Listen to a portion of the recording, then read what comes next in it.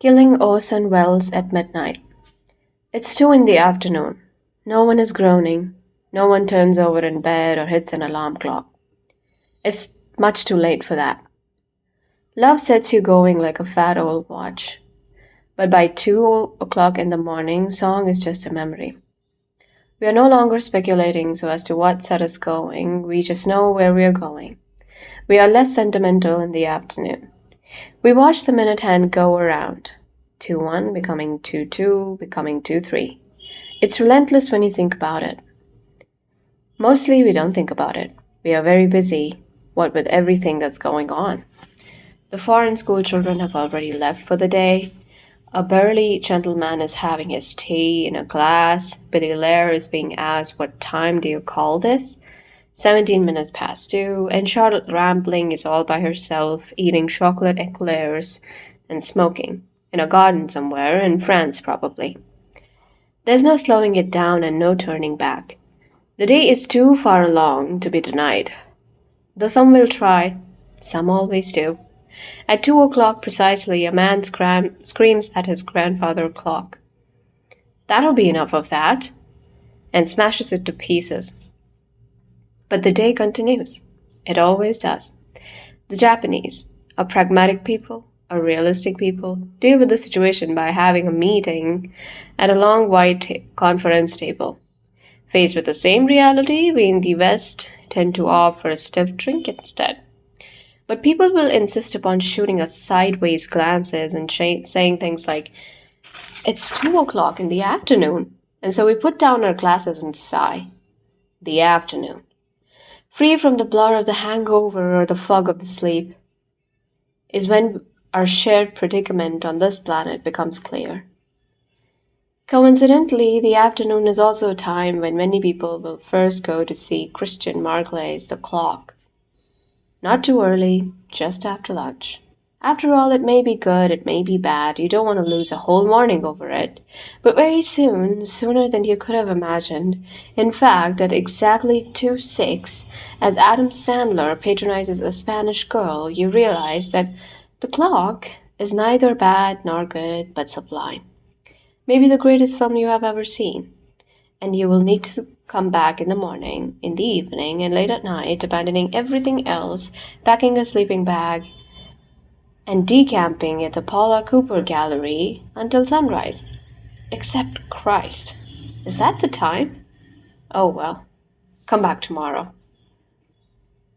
The thing you notice on the second visit are quite small, but feel necessary for orientation, like drawing an X and Y axis before attempting to plot a great mass of information on the graph. In my notebook, I tried to set the obvious, to get it clear in my own head. The Clock is a 24-hour movie that tells the time. This is achieved by editing together clips of a movie in which clocks appear.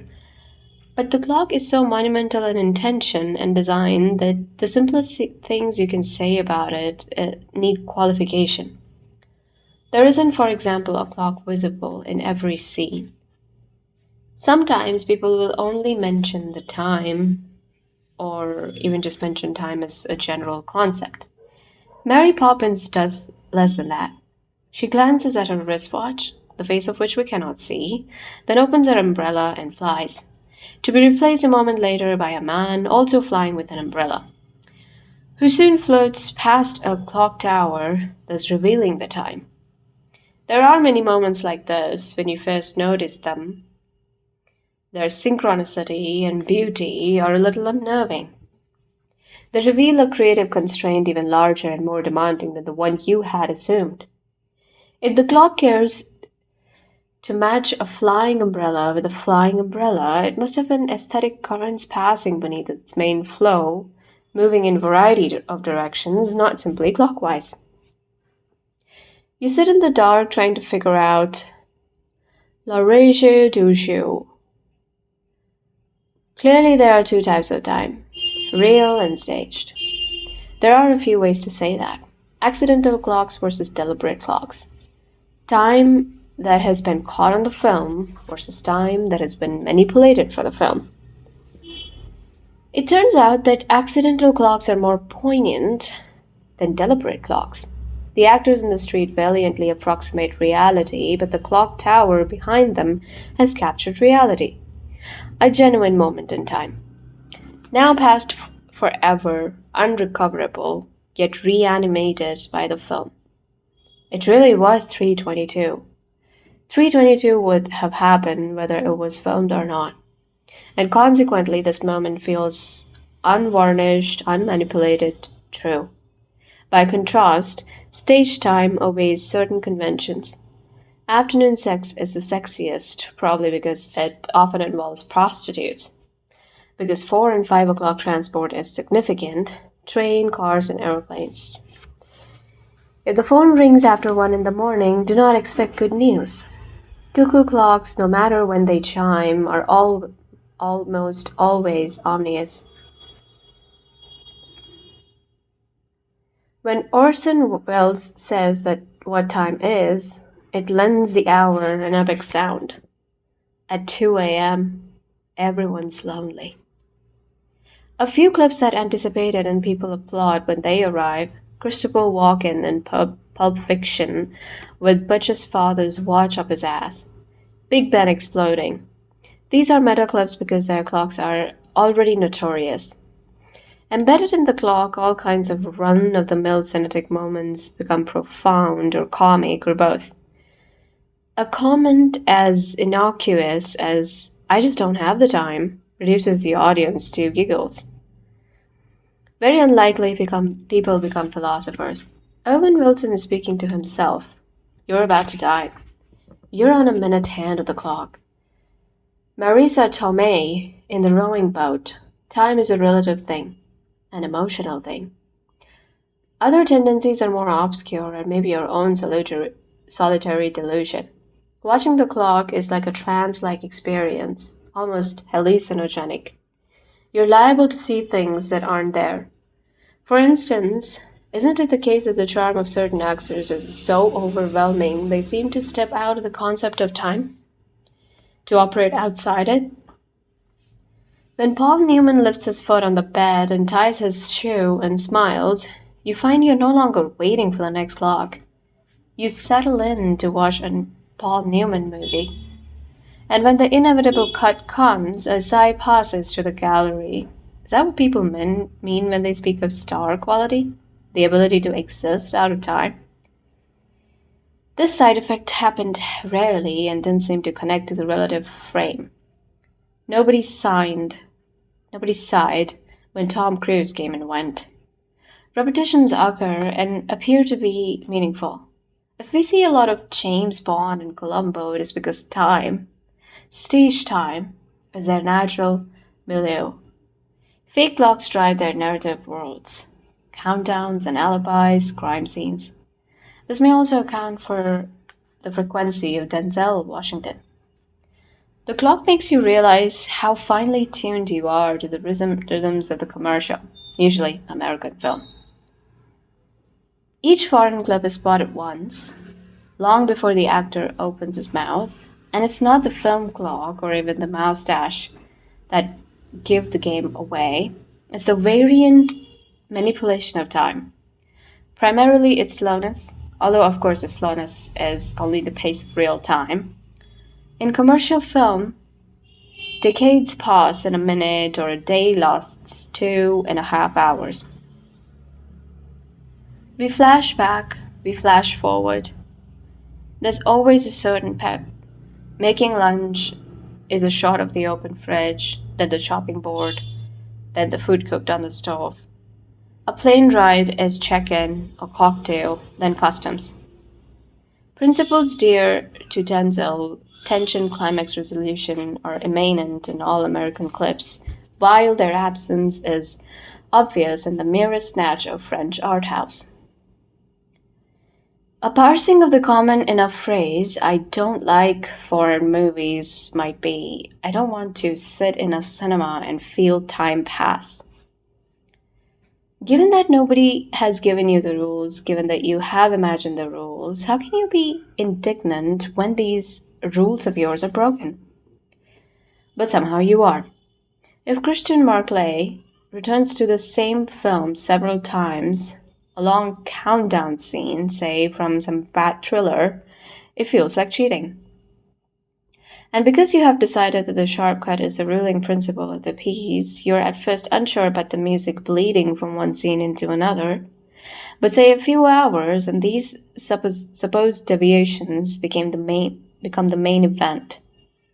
You start to find that two separated clips from the same scene behave like semicolons, bracketing the visual sentence in between, bringing shape and style to what we imagine would have been, given the ordering principle of the work, necessarily random.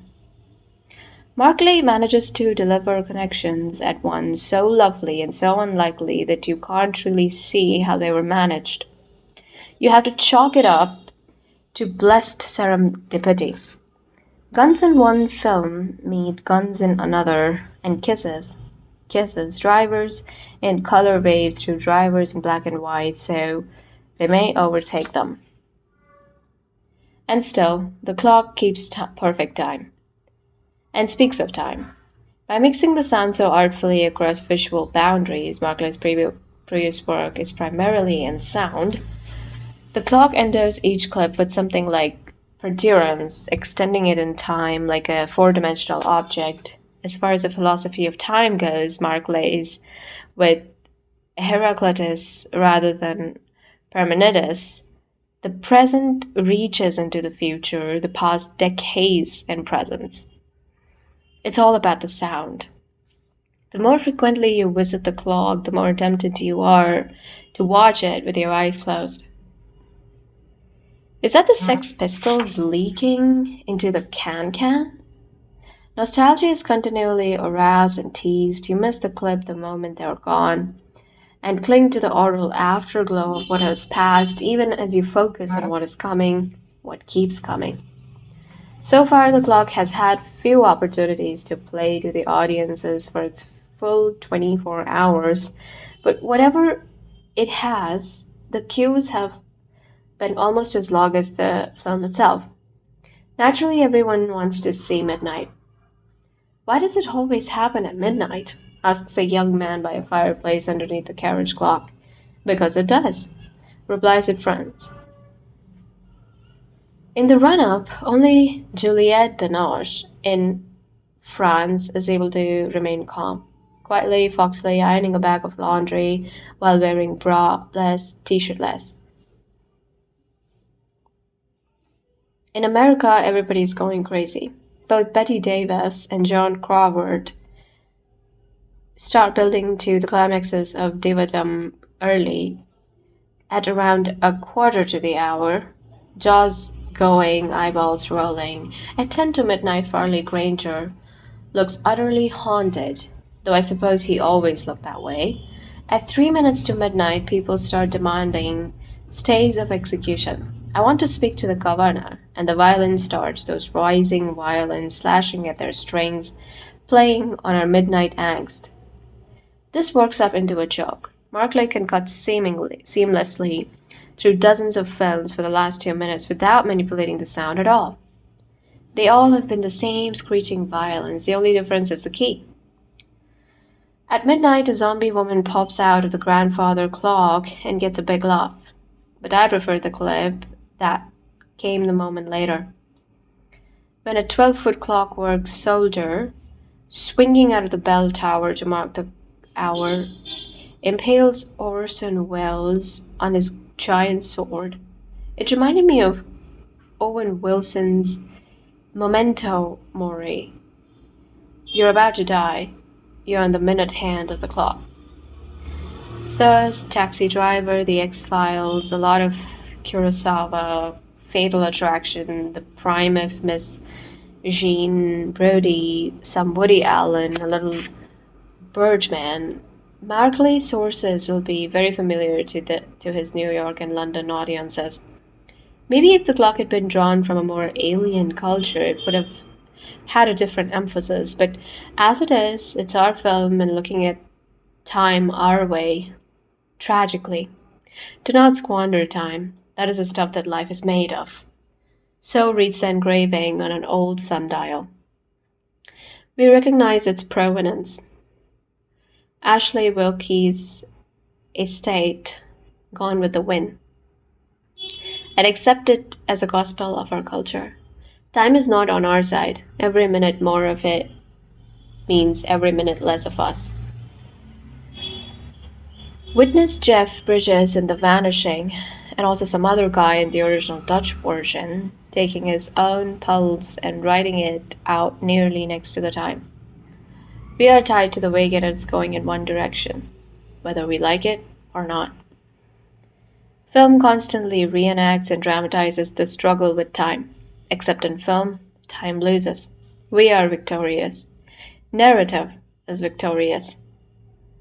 We bend the time to our will. We tie a man to a floor, put a gag on his mouth, and set the clock ticking.